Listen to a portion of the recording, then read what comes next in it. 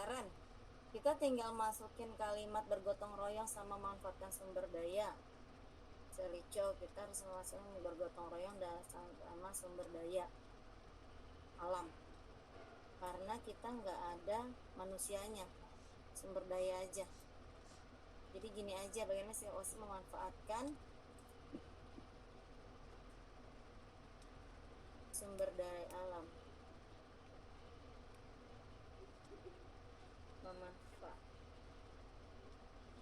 Sekarang tinggal masukin itu, Fer, kata bergotong royong sama sumber daya alamnya. Untuk memanfaatkan sumber daya alam dengan cara bergotong royong. Ini kita cuma sumber daya ya. Itu tambahin alam dan manusia aja di sini nggak apa-apa. Jadi musiknya lupa di sini karena di sini alam doang. Alam dan manusia dengan bergotong royong.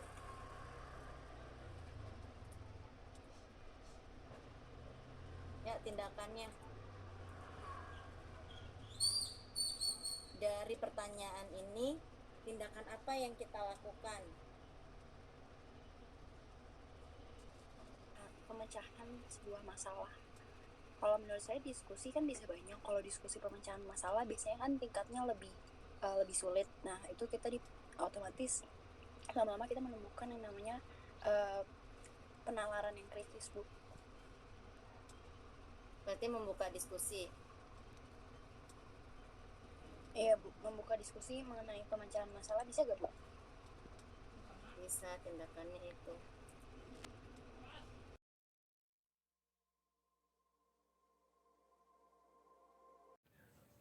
Perkenalkan, saya Felita Teresa Pratama, dan izinkan saya untuk merespon perihal hasil diskusi bersama Bu Vika terkait visi kepengurusan OSIS, di mana dulunya visi OSIS terdiri dari 3 dimensi, yaitu loyalitas, efisien, dan inisiatif.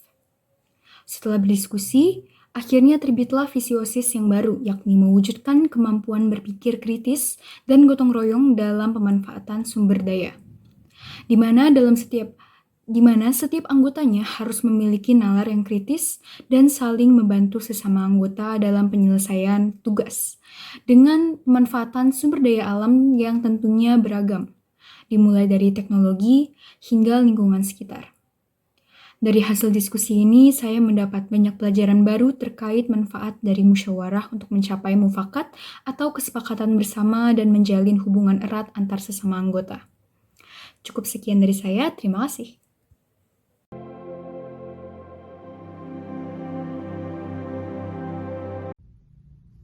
Halo semuanya, perkenalkan nama saya Dina Natalia. Saya dari salah satu anggota OSIS SMK, sebut saja OSKA, dari sekolah SMK Cinta Kasih Suci.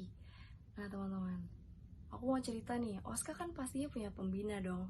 Pembina kami namanya Ibu Vika. Jadi Ibu Vika ini baru saja mengikuti program calon guru penggerak atau CGP. Nah, jadi sebelum Bu Vika mengikuti program ini, Bu Vika itu orangnya mau bercanda atau lebih sering berkomunikasi kepada anggota OSKA yang sudah lama, misalnya anggota inti yang dari angkatan sebelumnya. Namun setelah mengikuti program CGP ini, Bu Vika saya perhatikan semakin berkomunikasi lebih kepada anggota OSKA lainnya, bahkan semuanya.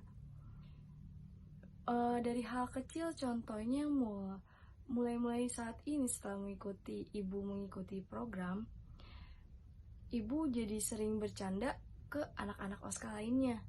Hal ini sangat berpengaruh untuk kinerja OSKA sih menurut saya. Karena kenapa? Di satu sisi Bu Vika terlihat semakin ramah kepada anak-anak OSKA, anak-anak OSIS SMK. Perilaku tersebut nantinya sangat bagus ketika anak-anak OSKA mendapatkan masalah, lalu mereka membutuhkan pembina sebagai pemecah masalah. Karena jika pembinanya jarang berbicara ataupun terlihat sangat galak, itu membuat anggota organisasi takut berbicara kepada pembina, sehingga masalah tidak terselesaikan dengan baik.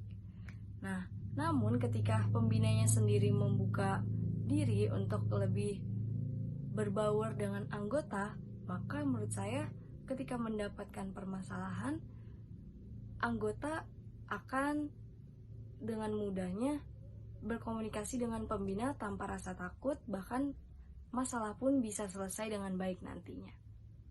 Jadi semoga Ibu Vika kedepannya semakin membangun anak-anak OSKA kembali. Terima kasih.